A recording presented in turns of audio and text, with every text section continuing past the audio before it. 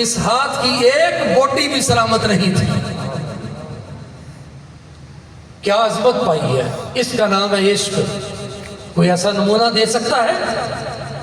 اور سب سے بڑھ کر بڑی حضرت ابو سفیان جب انہوں نے اسلام قبول نہیں کیا تھا، جب صلح حدیبیہ عروہ بن مسعود ثقفی کو بھیجتے ہیں، صلح حدیبیہ کی تحریر لکھی جاتی ہے، واپس جاتا ہے عروہ تو جا کر کہتا ہے اے قریشیو، اے مکے کے لوگوں، تمہیں اس کعبے کی قسم ہے، تم اس نبی کو جن کا نام محمد رسول اللہ ہے صلی اللہ علیہ وسلم تم نہیں خود ہرا سکتے۔ انہوں نے کہا ایڈا بہادر ہو کہ اتنی بزدلی کی بات کر رہے، کیوں؟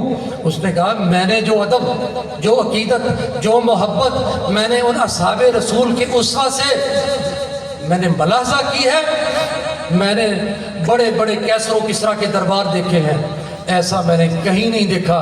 پوچھا تو نے دیکھا ہے کیا؟ دیکھ لیا آخر؟ اس نے کہا ان کے نبی جب وضو فرماتے ہیں تو ان کے اصحاب اپنے ہاتھوں کی ہتھیلیاں اتنی تعداد میں، ذرا کسی کو بٹھا کے وضو کرا کے یہ پریکٹیکل کر کے دیکھیں کہ جب وضو فرماتے ہیں آقا صلی اللہ علیہ وسلم تو ان کے ہاتھوں وضو کے پانی کے نیچے اصحاب رسول کے ہاتھوں کی اتنی ہتھیلیاں ہوتی ہیں کہ ایک قطرہ بھی وضو مبارک کا زمین پر گرنے نہیں پاتا۔